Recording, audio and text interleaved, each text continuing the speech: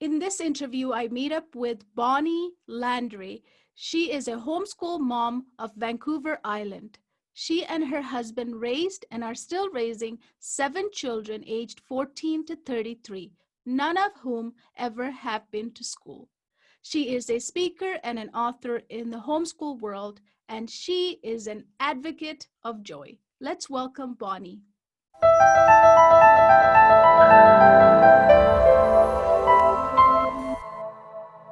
Thank you, Bonnie, for joining me today. So awesome to have you here. I want to start by asking you, you have 7 children who you've been homeschooling. So Yes. I want to ask you, how do you balance being a mom and being an educator for them? How do you keep that role separate? Like sometimes. Well, ultimately, I don't keep the roles separate.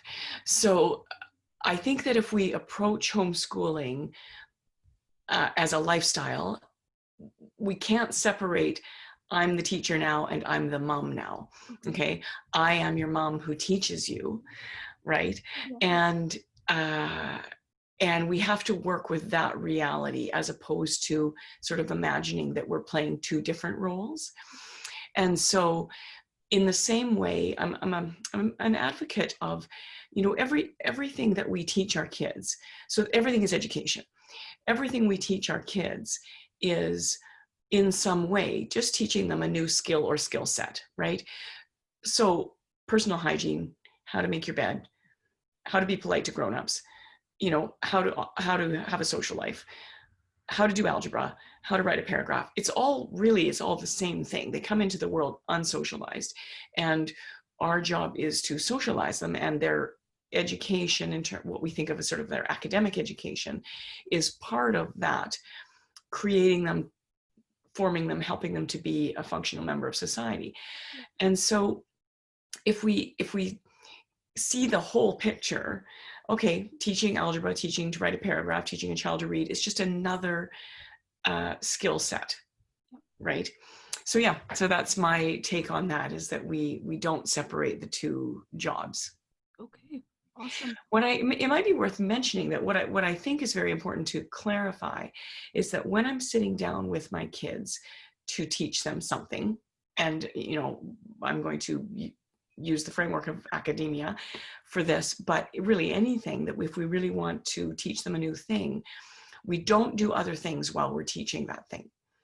Right? So I want to make sure that I'm not being distracted by the dishwasher that needs loading or the load of laundry that needs to be put on. So there's a time for those things. But if I focus on this now, it's much more efficient than trying to get my, sort of household work done when I'm trying to teach you. And I think the most important part of that is not only is that more efficient to, I'm going to spend this time doing dictation with you or doing math with you or reading to you, not being distracted by other things. Shut your phone off. Don't let things ding at you. Knowing that when you spend your time with your child, they're less needy. That's one thing, okay? And it gives us more time to do then the household things that we need to do. But also we teach our children to be attentive by being attentive, and so if we're constantly being distracted in our various things that we're teaching them, forming them throughout our day, we are teaching them to be distracted and not to be attentive to us. So it first starts here. And so, that to me is a really important part of our mom role, and that's in teaching anything, academics or personal hygiene or whatever it is we're teaching them. Yeah. You have to be the role model for them. Exactly. Always, right? Yeah, always. Yeah. One of the things that comes up a lot, and when someone says I'm going to homeschool, or someone is homeschooling, is the socialization of your kids, right? Like if it's going to be taken away, they're afraid of it. How did you foster that in your family with 7 kids? Well, we have 7 kids, so you can see that's social. that's one way. So I recommend having a big family. Excuse me, I'm just gonna something on my glasses. I think that a lot of socialization happens within the family, but I also think it's really important to build yourself a community. Yeah. And so your community doesn't need to be very large. So ultimately, when you think about your own schooling years, or you think about your kids in school, there's usually 2 or 3 or 4 people that they become really good friends with, right? They don't need 30 friends. Okay, none of us really do. We need, I mean, we have a social circle, but in terms of the people that we really share our life with, that's a fairly small group of people. And so, if you can foster for yourself a homeschool community, a community of families, that's really important. It doesn't need to be 25 families. It doesn't need to be 10 families, but 1, 2, 3 families. That's what's really important, is to, and ideally, in an ideal world, we are actually friends with the whole family. So that, we do things together. We go on picnics together. We have them over for dinner. We take field trips together. Whatever it is we do in our homeschool life, that we're fostering lifetime friendships. That is our family friendships. That's in an ideal world. We don't live in an ideal world. And so sometimes, that's more difficult to find. Or, one example might be, say, parents have the same age children, but the parents are 10, 15 years older than their peers, also raising kids the same age. It doesn't always work out that we are able to have those kinds of family friendships. So how do we seek out friendships then for our children? And I think that what's really important there is to have them in activities that are of interest to them, that are wholesome. We want our kids to be in wholesome activities. We know lots of homeschoolers who've put their kids in cadets. 4-H has been a huge benefit to many homeschoolers. 4-H is a really wholesome educational platform, and I think that really a person could almost exclusively do 4-H and really dive into it, and that would be cover almost all of your curriculum, because 4-H is so sort of language oriented and public speaking oriented and education oriented themselves. And there are many, many ways. You don't have to be in a rural area in order to be involved in 4-H. There are, 4-H for gardening, 4-H for handcrafts, 4-H for many different platforms. So look in your area. That's a beautiful way to expose your kids to family friendships.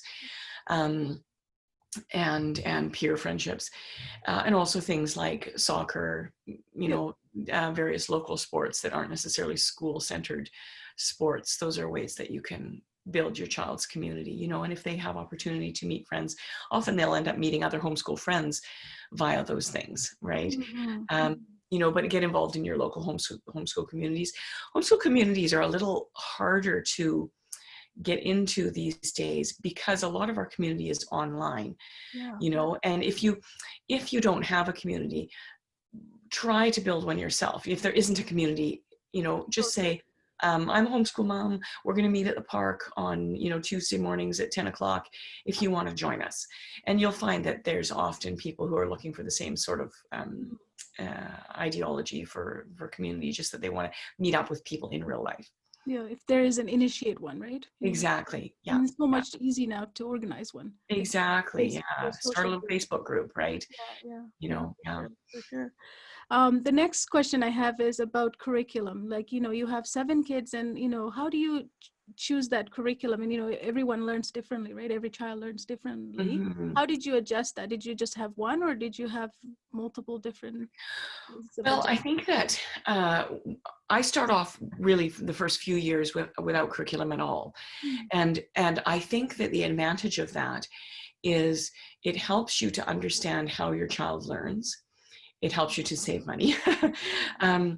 It helps you to really kind of explore what education is and how you can best foster and aid the education of your child, so that as they get a little older and curriculum becomes more important, say you get beyond the scope of what you're able to teach yourself or what you're comfortable teaching yourself, that you have a better sense of maybe what's going to work for your child.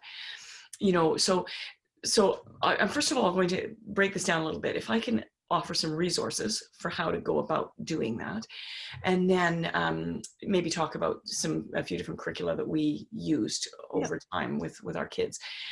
So first of all, the book that really got me started on being able to teach children without curriculum was developed by a set of 3 little books. They now come as one book, called The 3 R's by Ruth Beechick.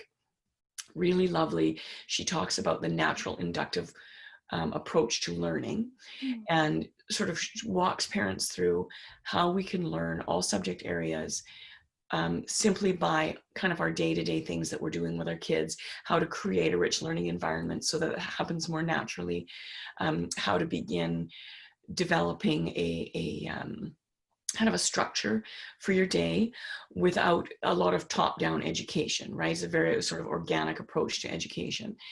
Though that book is worth its weight in gold as far as I'm concerned. So it's available on Amazon. I started doing a workshop years ago, kind of exploring with parents how to go about doing this, right? How you can educate your children without a lot of curriculum.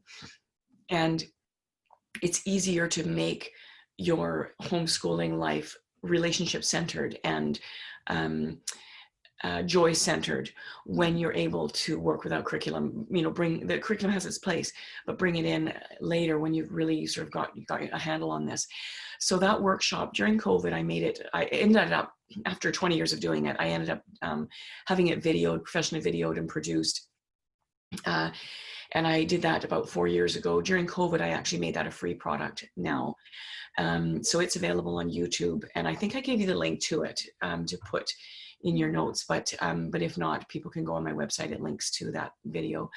The workshop is really intended, it's a full day workshop, so it's broken into 4 parts, but it's really intended to walk you through what that looks like. And then it talks again, as the kids get older, curriculum choices and whatnot. I think that would be a really good place for people to start exploring the idea of how do I get my feet wet with this without spending a lot of money on curriculum. So those resources, sort of how to start out that way as one side. As we started moving into curriculum, one of the best things you can do is talk to other homeschooling parents. Okay, what worked for your child with math? What kind of learner are they? Are they auditory? Are they tactile? What homeschool programs are out there? You'll find that there's 2 or 3 or 4 curricula that you'll hear over and over again, that, oh, my kid's really tactile, this worked really well for me. My kid is a very auditory learner.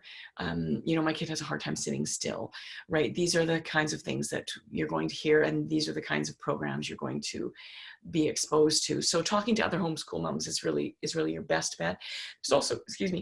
There's also a lot of information in Facebook groups. It's a little bit hard to find information. You sort of have to sift through. But if you can put in, a lot of Facebook groups will have a little search bar in them. What are you looking for? Math programs. And then somebody will say, have done a blog post that sort of compares the different math programs and helps you find out what might work for your child. But when it boils down to it, you'll find that there's really a few curricula in various subject areas that people really appreciate. And what works for your family is really important. And I think that when we're homeschooling, we want to make it as efficient as possible, right? So we don't want to divide our children up. For the subjects that we can, if we can family-centered, we'll learn in a family-centered way where our time is much more efficient. So some subjects don't work very well that way, like math, because you're building on skills and moving forward as you go up, as you will. And but things like history or science even, our family-centered learning is really great for those subject areas.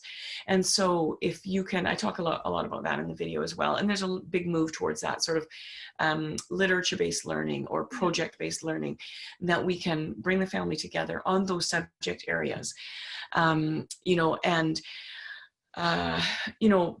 course, you're going to be, when you're teaching a group of people that range maybe in age from 5 to 15, if you have a big family, there's going to be different skill levels involved, but you can address those things very easily. Math is much more linear, right? Yes. Yeah. And so those are some thoughts. Was there an age, you said that you didn't start bringing in curriculum, is there an age that is specific? Really depended on the child. I would say the first thing I brought curriculum in with was math. And so for me, I did probably usually the first 3-4 years, I would work without curriculum, and you'd be very tactile. I call it chocolate chip math. I've written a little booklet on that. That's on Amazon. The idea being that you use, a few chocolate chips, and you make math very tactile, adding, subtracting, multiplying, dividing, fractions. There's a lot you can do with 20 chocolate chips, Yes. and the chocolate chips are not intended as a reward. They get to eat them at the end of the lesson, right? But it's intended as a very tactile, fun, cozy way of approaching a math ideology that is simple and fun, and is attractive to the children. And then so it's not based on, they don't get the chocolate chips based on their performance, right? They just eat the chocolate chips. And then I usually would move from that into symbols and paper. So the same things that we were talking about, I would move into paper. When we say 2 chocolate chips and 3 chocolate chips, this is the sign that means and, or this is the sign that means take away. Introduce it that way, and then proceed from then into some sort of text. Depending on the child, some kids were much more inclined to be content with a workbook or a textbook at a younger age. Some people, look at a 1-inch textbook that they're, going to cover for the year, and they, kind of get wound up about that. So, then we have to break it down. Not that we can't use the text. As the mom, if my child is going to feel a bit wiggy at the age of, 9, about this big math book that they have to get through, I can just break it down. I can pull the lessons out of it and just say, okay, this is what we're learning today. We're learning long division. And this week we're going to spend on long division and go through the steps with them, but pull it out of bigger package. the text, as I sort of, because I wouldn't necessarily know what to do next, right? And again, with science, we proceed. At some point, my kids usually started sort of science curriculum a little older, maybe between 10 and 12. And certainly for high school, they would move into a science textbook. So most of their high school was done more with curriculum than their younger years, for sure.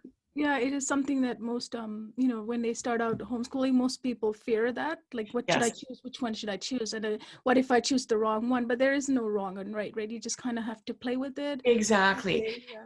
And a really important note about curriculum is that if it's not working for your family, don't push it, right? Don't push the curriculum in question. The other thing is, don't let the curriculum own you. Okay. And I'll use math, and this is something I'm sure you can speak to. Yes. I'll use math as an example. You have a math text, and it's been developed, say, for a 12-year-old or a 14-year-old. And whoever's developed that curriculum has to make some assumptions about what a 12-year-old might know and what they might need to know. And they're working with that. But of course, we know that there's no 12-year-old on the planet who fits precisely into that particular textbook. Some things are going to be easy for them. Some things they're just not mentally ready to absorb yet. And so don't push. If you don't make the child do 3 modules on fractions when they know it, right? Maybe do the end of the module quizzes just to make sure that they understand what's going on. But if they understand something, don't make them do that. It's a waste of time, right? Do a bit of review with them, but don't waste their time. Don't waste your time. And don't make math boring because they're having to repeat things they already know. On the other side of that coin, don't push something they are not ready to understand right now. Right.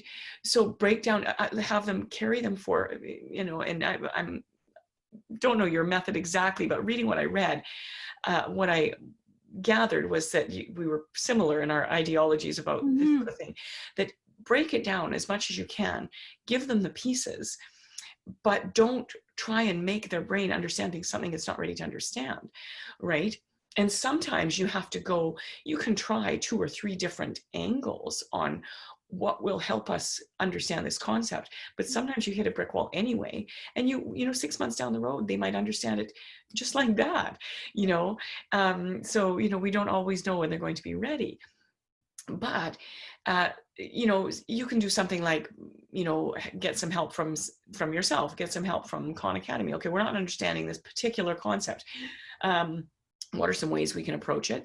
If you hit a brick wall, move on, revisit it the following year, right? Exactly. And make it, the math is something that you have to really make it simple, right? Like, it's not you got to simplify it as much as possible in every way possible. And Yeah. it's not, sometimes it takes time. Like you introduce something, it has to sink in. You have to let it, right, to your kids. It takes Yeah, time. Turn it on, exactly. And sometimes memorizing things that you don't fully understand, you can do the steps, and the understanding actually comes a little later. later. You know, if you can do the steps, like, oh, when you have a moment of dawning, right? Oh, okay. Yeah, yeah. You know, yeah. So we just can't push. So don't let curriculum own you is the main thought behind all of that ramble.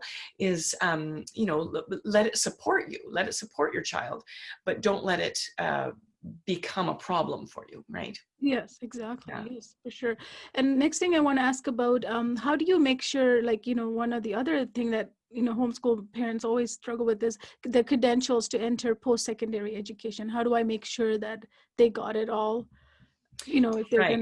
gonna apply to post-secondary, how do I make sure they got all Right, the that we leave that requirements? door open. Yeah, Yeah, for sure. That's a great question. I'm actually doing a little blog series on that right now, which I'm pretty excited about. Mhm. Um, so essentially, my children don't have a graduation diploma, okay? And depending on the province or state that you're homeschooling in, sometimes that's uh, uh, a non-issue. And Mhm. sometimes that's an issue, you know, that you have a choice to make. You could either have your child finish up their grade 12 without a diploma or with a diploma, okay? Um, I'm assuming that your audience is going beyond BC here, so I won't, Yeah. I'll keep it general. I'll keep the comments general. Um, so none of my kids have a high school diploma per se, okay? What they do have is a developed by mom high school transcript, Mhm. okay? What we have found, my kids have been accepted in various homeschool post-secondary institutions, okay? Mhm. Um, what most post-secondary places want is to see a transcript that reflects normal graduation requirements, okay? That will vary, and I'll go and get into this in the blog posts. That will vary from state to state, province to province, institution to institution, okay? But we see some generalities, okay? They want usually 3 or 4 years of high school recorded, okay? They want English for every year. They want a science, 9, 10, 11. They want a math, 9, 10, 11. They want social studies, 9, 10, 11, 12. And they want a certain amount of core credits and a certain amount of elective credits. So your core credits are going to be the subject areas that are sort of the normal course that your kids have to take. The elective credits is completely wide open in terms of what they can take, but they need a certain amount of credits in order to um, have a full transcript, okay? And so there's a lot of sort of confusion about credits. Credits, the language of credits varies from place to place. And so in BC, we're on a 4-credit system. So one full year course is 4 credits. In university, one full semester course is a 3-credit course. In Ontario, it's a 1-credit system. If you do a full course, it's a 1-credit system. So that's a little bit confusing for parents. But there's a lot of help out there. So what I've done in these blog posts, I've only got 2 done, but I'll be doing a couple more, is I talk about electives, I talk about core courses, I talk about how to develop a transcript, okay?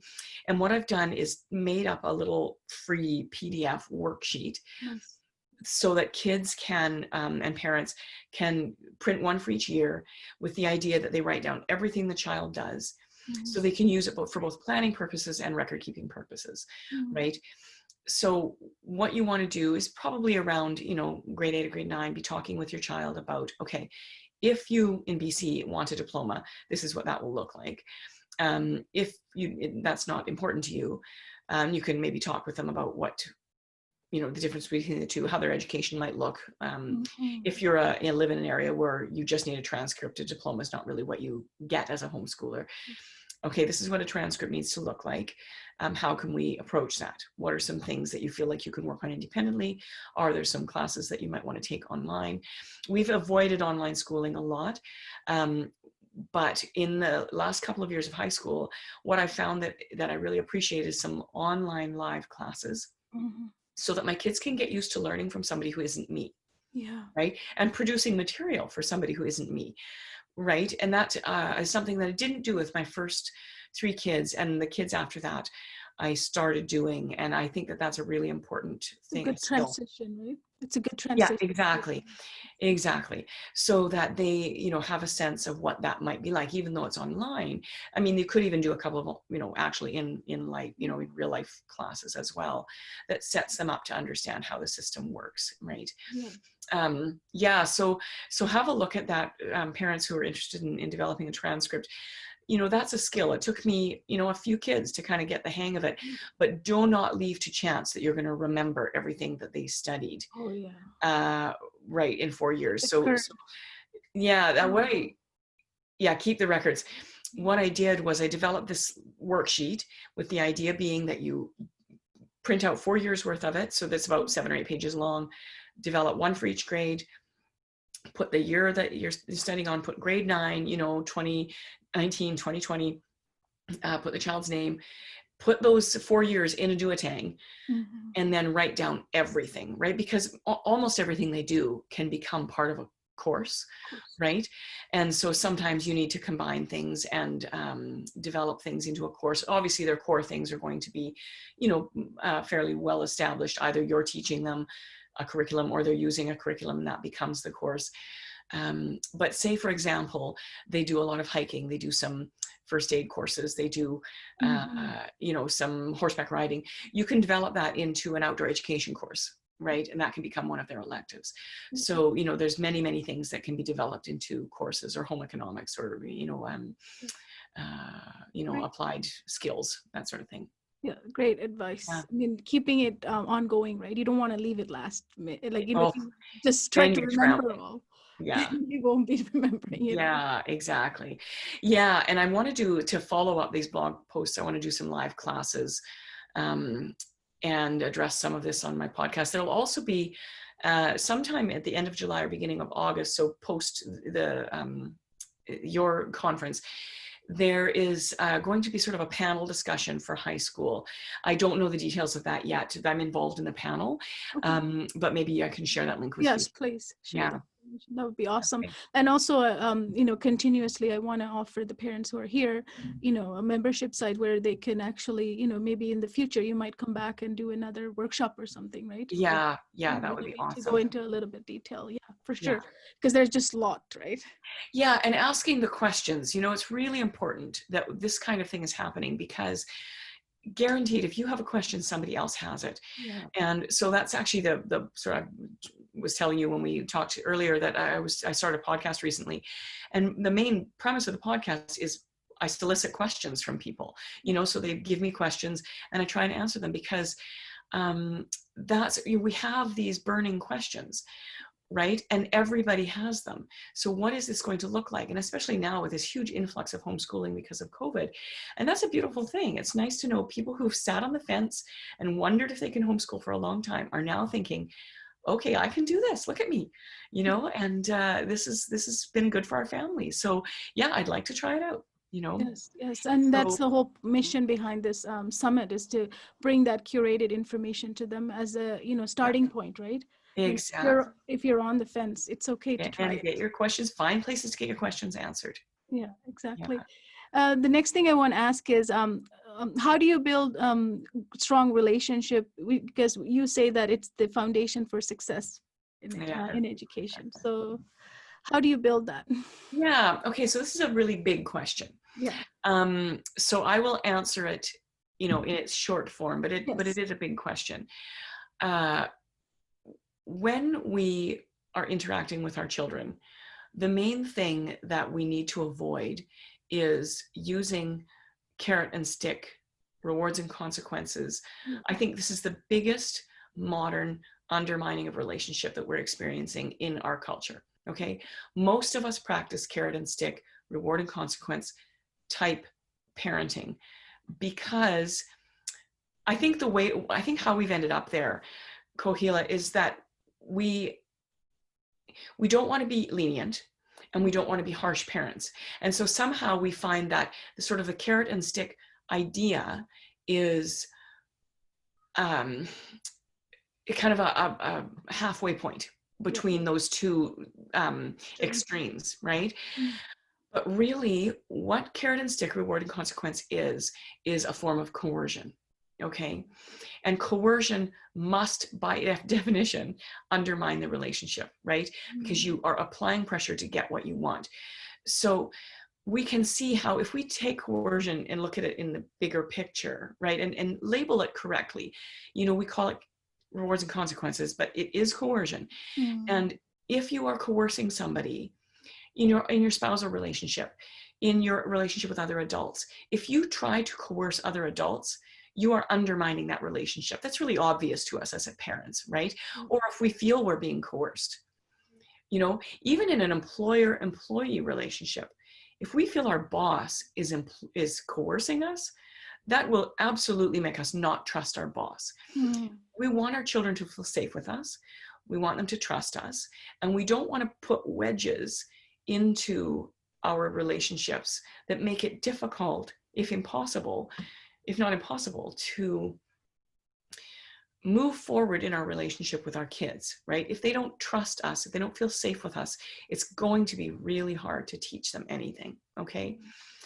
The person that has had the most impact in my life on that idea way back when we first started having kids is Gordon Neufeld, who's a psychologist out of Vancouver. He's co-written a book called Hold On to Your Kids. And I would say it's probably one of the best books that you could read in developing a foundation for understanding why coercion will undermine your relationship with your child and what to do instead, okay? It's an excellent book, and I highly recommend reading it. It's not super accessible, I would say, for parents with really young kids. I would say you're going to be able to apply its practical theories, practical application better with older kids. But there has been a book written by another author and speaker who's also fantastic. Her name is Judy Arnall. And Judy has written a book called Discipline Without Distress, as well as several other excellent books. And she has her website, I believe it's called Professional Parenting. But if you type in Judy Arnall in a Google search, all her things will come up. Arnall is Arnall. And she really, her Discipline Without Distress is more geared at younger kids. So if you don't know what to do, instead of coercion, instead of carrots and sticks, rewards and consequences, she will say, okay, here's a situation. She's got a troubleshooting guide almost, right? Here's a situation.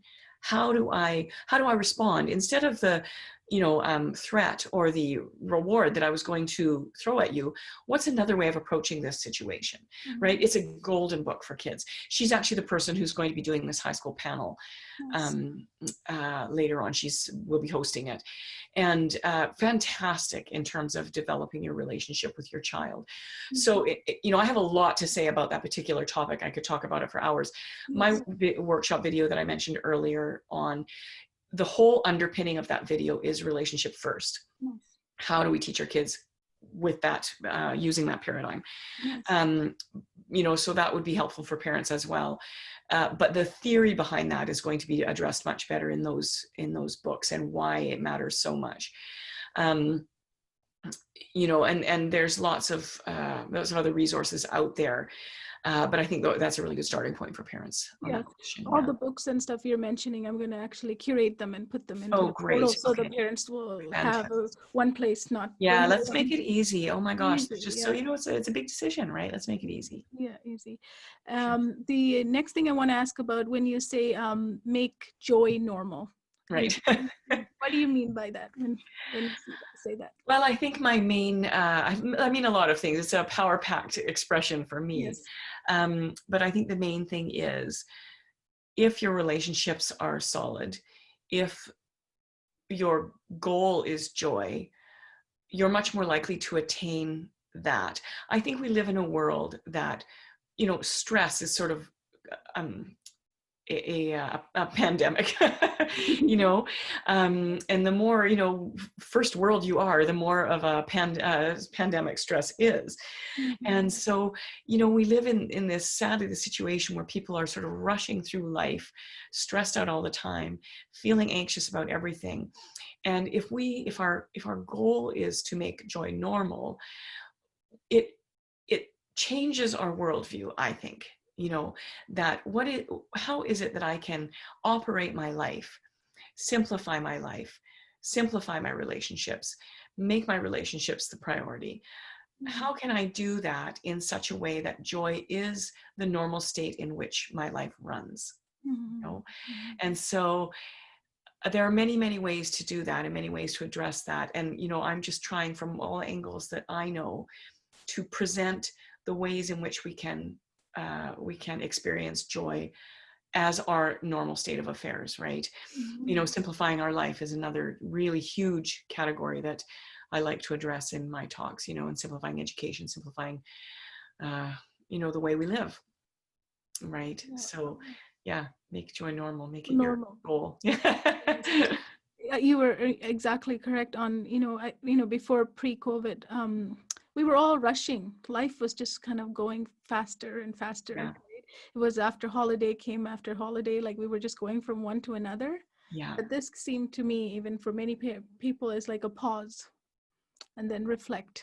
And a reset. Yeah. Reset. What have I been doing? You know, just time to breathe, you know, and time to, yeah, it's really interesting because, you know, even when you're driving, people are driving slower. I don't know. I've noticed that on the streets, people are driving slower. They're moving slower. And it's such a beautiful thing to see, you know. And my dad made a comment that I thought was very poignant. He said, you know, things are kind of like 50 years ago, you know, where stores weren't open every night. Stores weren't open on Sundays. You know, people didn't take their car out as much. You know, it was a bigger deal to go out shopping. You know, you planned your shopping for one day so that you weren't running out every day of the week. You know, you'd had less activities, and it's just, everything just feels slower. And I hope that that's the great life lesson learned through COVID, you know. And I know, as for many people, it's been a time of anxiety and difficulty, but if that's our takeaway, then we have to consider it a real blessing. Yeah, I think so. Yeah, I can feel it. Yeah. Life is much smooth, like there is uncertainty for sure, right? But with change, with this kind of change, you know, you just have to look at the positive side, right? Whatever is positive.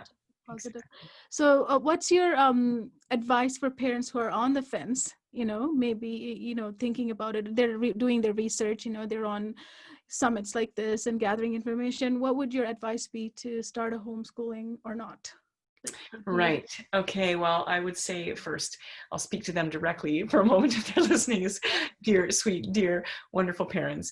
You know, what we know is that you love your kids dearly and you want the best for them. And really, you know, you're the only one who can discern what's best for your kids. If you're on the fence about homeschooling, I would suggest just give it a try. Right? Nothing is carved in stone. If you decide this year you're going to homeschool, give it a try. Relax into it, enjoy it. Your kids are not going to suffer.